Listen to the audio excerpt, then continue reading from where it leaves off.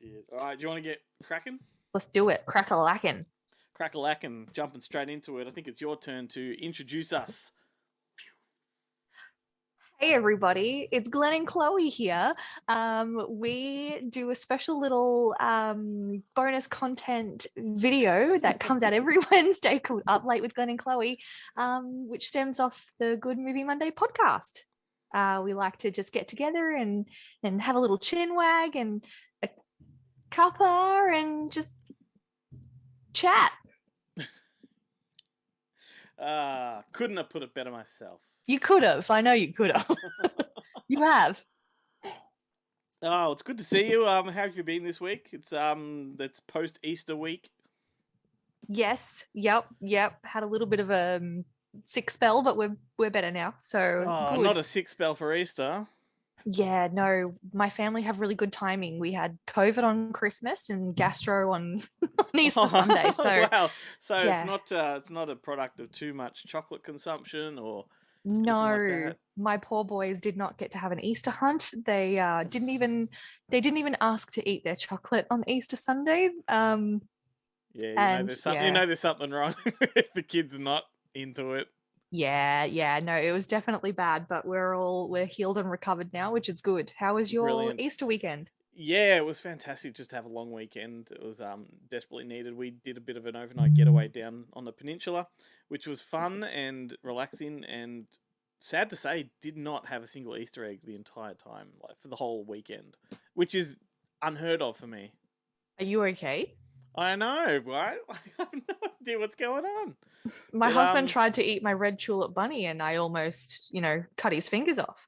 Yeah, no, I mean, it's a red tulip bunny. Like, come on. You don't touch my red tulip. I get it once a year. That is mine. You don't touch. Yeah.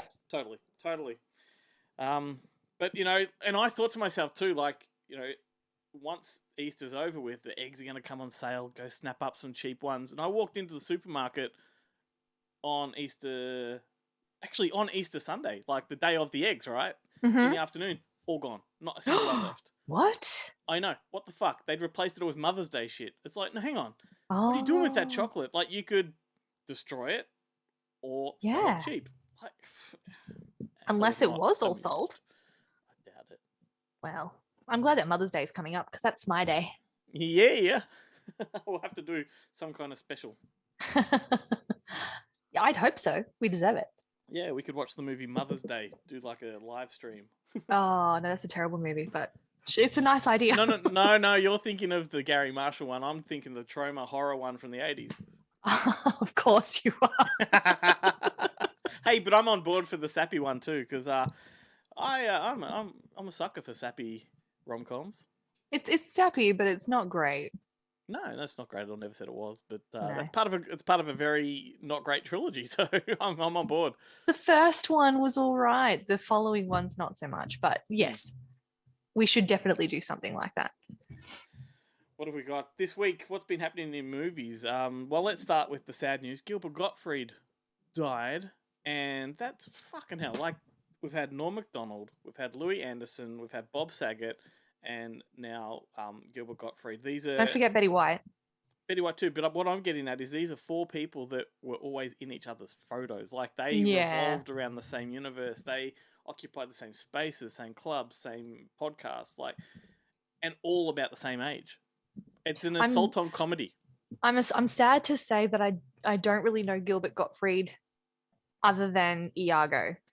That's how I know him. Well, he's he's what you would call like a blue comedian. He's an offensive comedian. He's an insult comedian. So his whole thing was completely offensive. Insults. Brilliant. This is what you have to watch. There's a documentary. It's called The Aristocrats. Yeah, I feel like I've seen that cover before. And it has Bob Saget. Bob Saget actually tells the filthiest joke in the entire film. Like, it is so offensive, it's jaw-dropping. And then Gilbert Gottfried as well tells some of the most... I mean, the whole gist of The Aristocrats is it's a joke, a single joke that is told within the stand-up comedy fraternity. And the whole concept of it is you've got to make it as offensive as possible. So it's a joke that has the same open line and the same punch line, but you've got to fill the gap in the middle. And Wow. Okay. the more offensive you can be, the better it is. And you only really, up until this film came about, it was like a secret society. They would only tell it amongst private Mm-hmm. comedian groups, and it was an exercise in ad lib and riffing, and it Mm-hmm. was like a vocal exercise for comedians. That's fantastic. Yeah. That sounds So brilliant. Gilbert Gottfried and Bob Saget were the standouts in that film, and even years before they passed away, everyone would agree. Like, if you think of that film, you think of those two. Yeah. Okay. Let's not forget, Interesting. like, I mean, in terms, him from Aladdin, but he was also in all three of the Problem Child movies. That's sort of where a lot of people know him from. Yeah, like, but this is what I'm saying is that that's all I know him from, because I guess he didn't cross my world in any other way. But he had such a unique voice that you could never ever ever forget it. Like, even if you had never seen his face before, as Yep. soon as he opened his mouth, that's where you would know him from. Yeah, That's and that's right. especially if you're like my sort of generation as well. I think a lot of people my age, that's where you'd know him from. Definitely, and that voice was pretty much a character as well. He didn't speak like Yeah. that, and a bit like Bobcat Goldthwait, like he put on this voice for the character, and the character became him. And a few years ago, there was a documentary about him called Gilbert, and it's not readily available. But I hope now that he's passed away, that even one of the streaming platforms puts it up, or DocPlay or someone like that. Like, it's a documentary that should be seen. It's really interesting. And it's funny how you only really sort of find out about these things after these, legends have passed away. And it's sad. Like, they should be recognized while they're here and they can appreciate it. Yeah, totally, totally. I mean, he was one of these comedians that was constantly, up until his final days, fighting the cancel culture. He was like on the cusp of being cancelled at every joke he ever told, and so he was a voice out there on the battleground, campaigning against that. Protect comedian voices and stuff like that. There you go. In fact, his final tweet, because he was really prolific on Twitter, but his final tweet was defending Chris Rock with the Oscar stuff. Funny you should mention that. I don't want to move on so quickly from Gilbert, but funny you should mention that. I saw something pop up today that was super interesting. That apparently Jada's alopecia is self-diagnosed. That is not surprising. That is not surprising. And that the scars that she has on her head is actually from a facelift and not from surgeries having to do with her alopecia. So, well, you don't have surgery for alopecia. Well, I don't know. I don't know much about it, and I'm assuming that not a lot of people know about it, which is why why we've all kind of gone along with her. Oh, she has alopecia. It still may not be true. I just saw this somewhere. I haven't delved deep into it, but it's not. It would not surprise me. I've known two people with alopecia in my lifetime, and so I was well aware of what it was. But I can guarantee you, after that Oscars moment, that was the number one Google search for a week. Alopecia. I have no doubt. Yeah, but I mean, even if she has it, like, as who was it? What comedian was saying it? It wasn't Ricky Gervais, but it was oh fuck, I don't remember who it was, but it was some comedian saying, like, so fucking what? Like, it's not a death sentence. You're bald. Yeah. Like, it's not. There is no health risk involved with this particular condition. You just can't grow hair. Yeah, that's right. Hooray for her bikini line. Like, and half the women in fucking Hollywood wear wigs. Half the people at the supermarket wear wigs. Half the people, I was going to say half the people not in Hollywood. Have you been on TikTok lately? Every stripper wears a bloody wig. Stripper. Every stripper. Not just one, every single stripper. Okay, well, every stripper does, but let's... I love how you put them all into that basket. I would get in trouble for doing that. How about just, like, wives? And mums and every other kind of female, not female, get me out of this hole now. Wigs. So anyway, I was looking at a segue to that, and you lent into that brilliantly. So thank you for that. Oh, is that it? That was your segue? That was my segue. Yeah, you segued it for me. But yeah, that was an interesting little tidbit that I heard earlier. But if we're wanting to get into movie news, I saw a trailer for a movie that I actually really want to see, and I'm surprised that I want to see it. And mostly because it's taking me back to my sort of youthful days.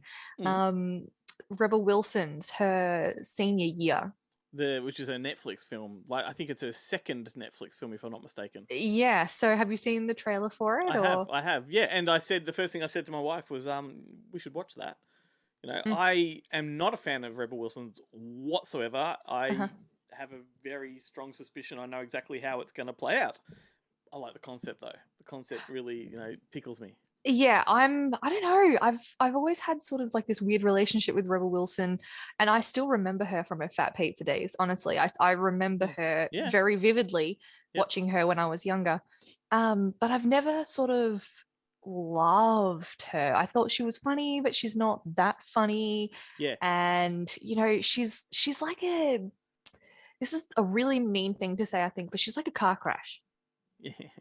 You can't look away. You can't like yeah. you don't want to stare at it, but you can't look away. You know what I mean? I just don't think she's a naturally funny person is my thing. And I recall those days of Fat Peach as well. A friend of mine was in a show with her, played her cousin in a show called Bogan Pride, which is a show that's one that Rebel Wilson wrote and created. And I didn't think she was particularly funny in that. I think she was just riffing off the Fat Pizza kind of thing. And then when she moved on to Pitch Perfect, which is arguably the movie that landed her in Hollywood. I do like her in that movie, which is what kind of gives me that love-hate relationship. Yeah. I was about to say she's really excellent in 1 and 2, at least. Let's put it that way. And I think probably better in number 2 than number 1.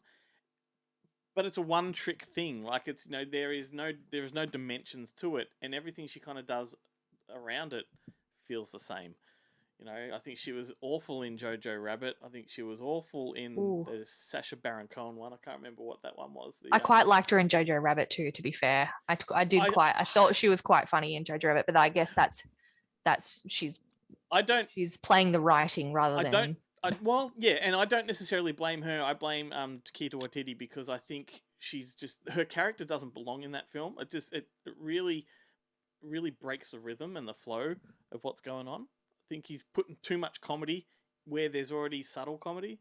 I don't know. Well, anyway. She doesn't float my boat. But this new one, the concept is, it's essentially Blast from the Past, sort of Encino Man, that kind of, Yeah, which is why I naturally gravitate towards Encino Man. Fuck yeah. I naturally gravitate towards those sorts of movies. It's giving me a whole lot of nostalgic vibes, 2002, like... Yeah. Just loving it. I think it's going to be good. But well, I really hope they hold a mirror to the way society has come, right? To what we are at this point in time. I think it'll be safe. I think I don't think they'll really critique how sort of on the edge we've become in terms of all the cancel culture and stuff like that didn't exist at the time when she went into this coma. Right. So her character. Let's give everyone a little bit of a rundown on what it's about. She's a girl from high school years. She's like part of the clique and that Mean Girls kind of atmosphere. Is it a car accident she has? I can't remember. I can't remember. She slips in the cheerleading pyramid or something and hits her head. Yes, and she goes into a coma, wakes up 15 years later, and suddenly the world is a different place, and all of the norms and the standards that she knew, and now we've progressed beyond. I want to know if her accent, because she uses her Australian accent, I want to know if they're going to play that into part of waking up in the coma and she's got a different accent, it's part of it, or if they're just going to ignore that fact and she's going to have her accent. I think she'll just have an accent. I think she's proven that she doesn't do very good American accents, so it's easier just to have her as an Aussie and just not bother with it. Yes, it's a bit distracting though, don't you think? No, I think if it's a natural accent, it's not distracting. I find it more distracting when these people put on accents poorly. She was in a movie years ago called Struck by Lightning. I think that was the one, and she had a really, really bad American accent, and it was... But in that way, you'd make the parents Australian or something like that, and you'd change the storyline a little bit and integrate it into it. So I'm just... Oh, yeah, totally. You'd have something... You'd have a flimsy setup to explain it within like a couple of lines. Whether it's she's I don't know, she's adopted, whatever. Like there could be a number of ways you could go about it. I don't really care about that kind of thing with a dumb movie like this. Like if it was if we're talking about an award-winning kind of film that's going through the festival circuits, that's a different matter. But I don't think there's going to be that much integrity going Well, on here. it's early days, Glenn. Okay, The so Netflix don't count the Awards. chickens. All right. Yeah, they do the Netflix Awards and they do the by category as you go down the scroll. Like, and the Well, they award have for TikTok best awards. Why wouldn't they have comedy. Netflix awards? What do they call the TikTok Awards? TikTok awards? Is that what it's called? Yeah, I don't know, but they actually do have awards Yeah. for TikTok content creators. You and I are on TikTok. How do we get in on that action? Don't know. Maybe I need more poo pants stories. I was not going to bring that up. I was not. But now you need context. Well, we had gastro over the Easter weekend. And what's your TikTok handle? Save you explaining it now. People can find you and hear all about it in all the gory details. My TikTok handle. That's a really Cleo? good question. Yeah, I'll tell you exactly what it is. No, I'll tell you what. People can find the Good Movie Monday TikTok and just click your name on the ones you're in. Oh, there you go. Do that. Yep. And you'll hear a lovely story about how I shit my pants. People are abandoning this video on TikTok now, and they're going over there. Wait. I hope so. I hope so. I cried. I laughed. I cried some more. I sent a Snapchat to one of my best friends,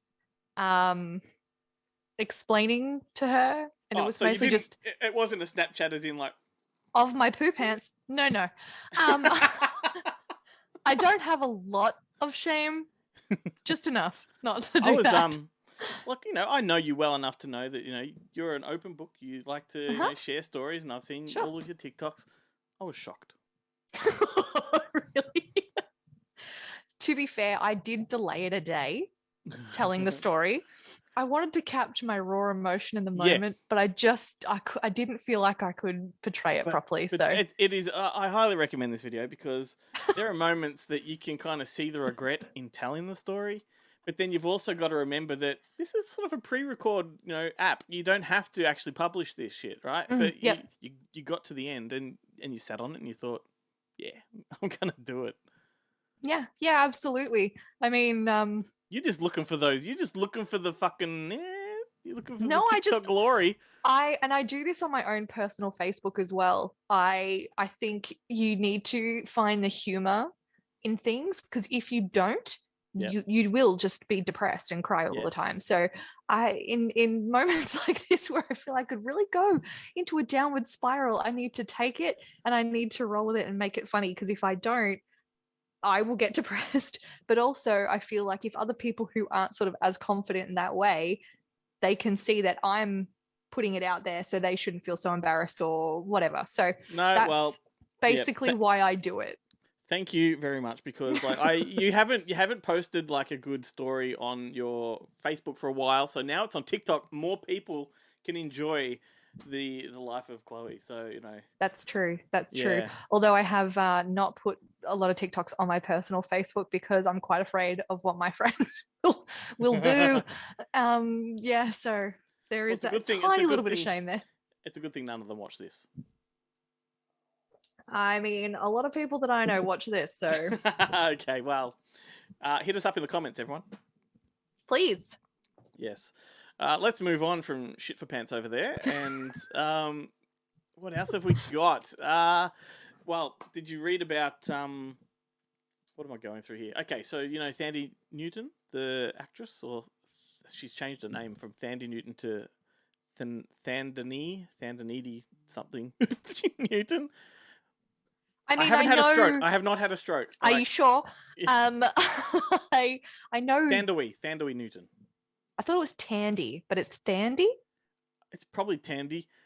Is that like how Zoe Deschanel looks like Zooey Deschanel, but it's Zoe? Maybe. And I'm classic for mispronouncing names. Only ever on the show or videos. In the real life, I kind of get things right. Who was that guy? Who was that guy in Phantom of the Opera again? Gerald. Yes, tell me about Thandie. So Thandie is what that was the original cut of Grease when Danny had a lisp. He's like, Thandie.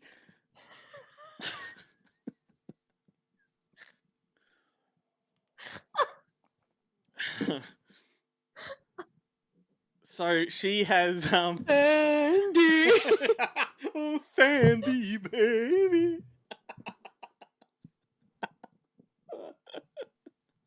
Sorry, go on. And That she was goes, just really good. yeah, no, never mind.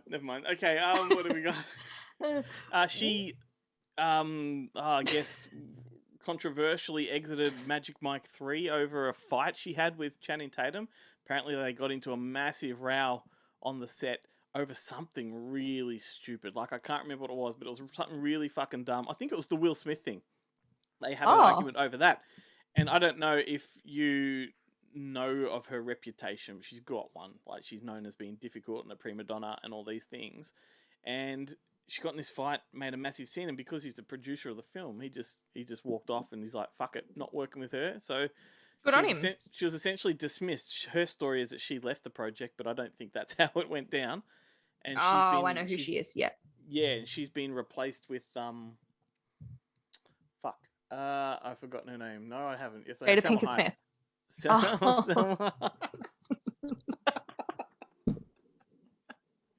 Oh, yeah, that'd be great. My Selma Hayek, did you say? Yeah, that would work. She's Yeah. she's doing all right at the moment in the comedies and those sorts of movies. So I think she'll do all right. And interestingly, since this has all gone down, a lot of people from the set who have remained anonymous have come out saying that it was completely on her. She was very difficult with everybody. And the fallout in her own life seems to be she's just left her husband of 20 years. She's just fired her agent of 30 years. Like, something's going on there. Like, she's having a bit of a moment. She's having a moment. She's having a moment. Yeah, fuck you, Will Smith. You know, come on. Jada, fucking alopecia. Jesus Christ. It all comes back to fucking alopecia, doesn't it? I mean, hair falling out is causing a fallout. So, I mean... Oh, my God. No, that was terrible. Don't use that. Cut that one out. No. Yeah, cut that one out. Anyway. I read... Let's change subjects, because I read that Will Ferrell is joining the cast of Barbie. Yeah. I'm kind of excited to see. No, I'm kind of excited to see this Barbie movie. It's got no. Yeah, I am too, but I'm disappointed that he's part of it. Why? Well, because I feel like up until this point in time, we've got all of these legitimately serious actors in this movie, right? Which I think will make it more comedic. Having them legitimately serious. Michael Cera, Kate McKinnon, Rhea Perlman. I'm talking about your leads, like your Nicole Kidman and your Ryan Gosling, and there was a third lead in there somewhere. But I don't know. I find this is too easy for him. This is typical. This feels like Bewitched all over again. I don't dig it. No, I think you're wrong. I'm sorry. Okay. I don't normally do this to you, but I think it's going to be amazing. I'm really excited for it. Them's big words. That's one. Them's big words, and I'm going to seize them. Yeah, it's a medium-sized word. Amazing. But it has big implications. Amazing. I think it's going to be amazing. Margot Robbie doesn't just do anything. That's my point, right? That's my point. There's so much integrity going on with like what is on paper, in concept, a silly fucking movie, a Barbie movie, and bringing Will Ferrell into it plays into the silliness, and I don't like that. So does Michael Cera, and so does Kate McKinnon. Kate McKinnon, I'm done with her. Like, I used to really, really enjoy her, but now she is also a one-trick pony. Everything she's in, she's the same character. Everything. She's also another one that does a really bad accent. I saw her Australian accent, and it just killed me. Absolutely killed me. Take the character that she was in Yesterday, that Beatles kind of movie that Danny Boyle did. She's that in everything. Yes, she does. She has a niche and she is stuck to it. However, she is one of my most favorite Saturday Night Live cast members. Yeah, that's cool. She's up there with like some of my favorites. So I will be sort of blindly appreciative of whatever she does. However good or bad it is. Ghostbusters. And but she was the best thing about Ghostbusters. Chris Hemsworth was the best thing about Ghostbusters. He was arguably the worst thing about it. He was God. No, how are we friends? He was like the epitome of what why that movie was bad. Like there's actually a really good breakdown somewhere on YouTube. It's a long one, but it's like a 40-minute breakdown of why this film is so bad. And it dissects everything, and it highlights the fact that Chris Hemsworth's part in that movie is jumping the shark. Like, if we're expected to go Oh, along with this story, absolutely. but that's the problem, is that Ghostbusters in its original form is supposed to have this grounded sort of reality to it. Like, it's comedy, but the situations are serious. And Hemsworth in that one just took it to lowbrow, so dumb, it's ludicrous, can't buy any of it. He was just awful. The whole fucking the glasses thing, like, come on. Right, but the whole movie was pretty awful. It had its moments. I agree. It's a dumb movie. It should never have existed. And if they were going to do it, they should have tied it in with the whole franchise and not made it a standalone feminist piece. Have no problem with the females. That was a great concept, but make their branch a franchise of the Ghostbusters. It's just a different city, a different crew, same universe. So I completely agree. Yeah, I completely agree. And so they butchered it. They politicized but Chris it too much. Hemsworth was, I don't know, when he does comedic roles like that, it makes it instantly funny for me. No, well, I'm glad you get that from him, or from that movie anyway. Like, I'm not dissing you for it. Thanks. No, I'm complimenting you. Like, I don't, if you can take something away from something, then that's all that matters, right? And people react similar to what you did when I say these things, right? But they miss the elephant in the room, in that I'm the guy that loves the worst movies in the world. Like, I'm the guy that's got more movies around me that are so degrade and shithouse that I love, that I say these things with affection. Oh, that's good. That's good. I'm glad. I felt like I was being slightly attacked there with my love of Chris Hemsworth, because I don't love him and everything, but just in that movie, he made me laugh. So that's what I took out of it, is all I'm saying. No, that's good. I'm glad you took that out. See? I back off. Full circle. And Full circle. Three or so minutes to go. Hey, we were talking about the Star Trek movies last week. Do you remember that? I do. I just read recently, since then, that the original Star Trek movie, which is called Star Trek: The Motion Picture, has a director's cut coming to the theaters, the cinemas. How exciting! So that's a really good place for people to get into it if they've never really done the movies. Even though I said to you the first one's probably not the best. It's number 2 that really defines it. But I feel like they're doing that on purpose, then, releasing a director's cut to try and get the fans back in. Maybe. I mean, it's I think Robert Wise directed that, and I think he died many, many years ago. So as a director's cut, it has to have been something that already existed, because you can't really slap a director's cut label on it without the director's involvement. So for the layman, director's cut means extra scenes that we haven't seen before, things that we wanted in the original movie. It could mean a whole lot of things. Sometimes it means a longer film, sometimes it means a shorter film. It's essentially the director's original vision that they pitched to the studio, and they probably filmed their vision, but along the way in production, maybe post-production and editing, it got changed. Which is 90% of the movies we see are they don't reflect what it started out to be.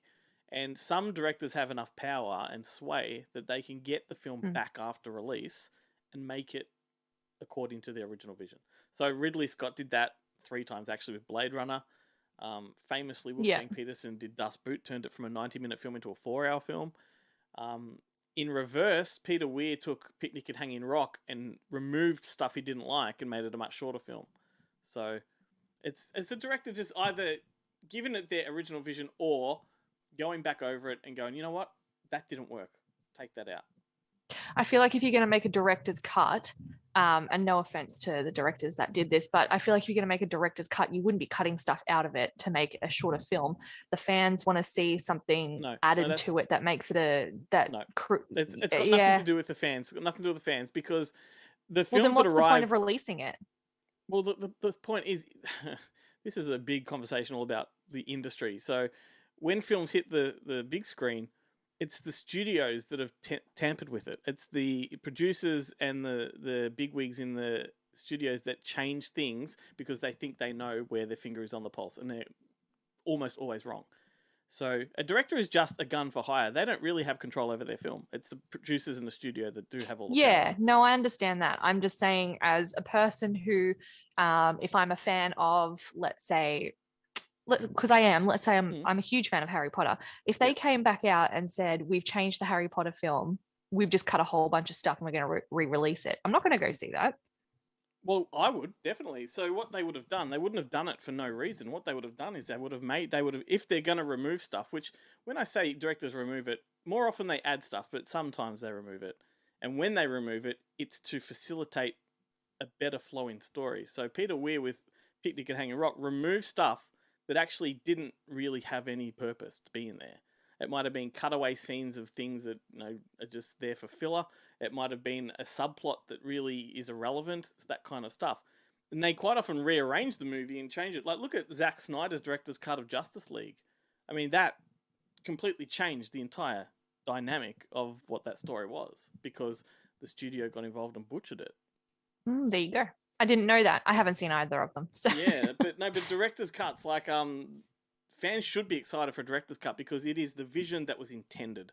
Usually what you end up getting is not what was intended. So if it's Harry Potter, you should be excited because it's probably going to be closer aligned to the books when they do that. They will never do it with Harry Potter, that's the thing. So it's kind of a... Yeah, no, I was just taking that as an example as something that I knew and I'd be excited about getting a director's cut of.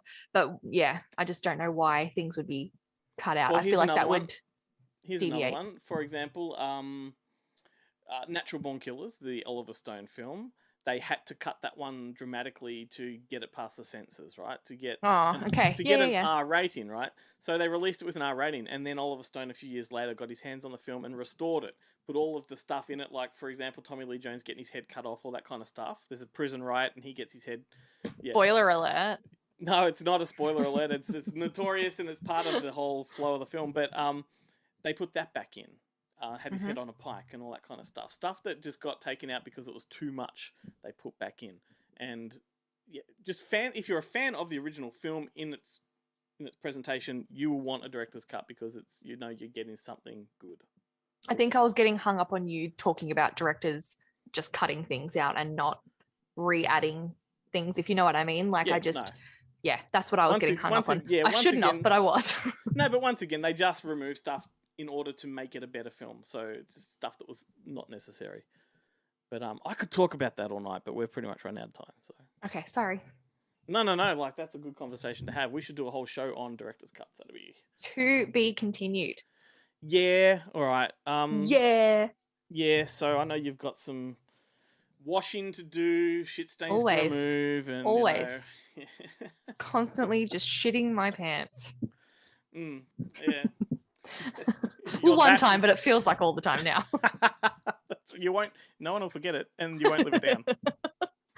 I mean, I don't plan on it, so, Let's see you next week. Okay, bye.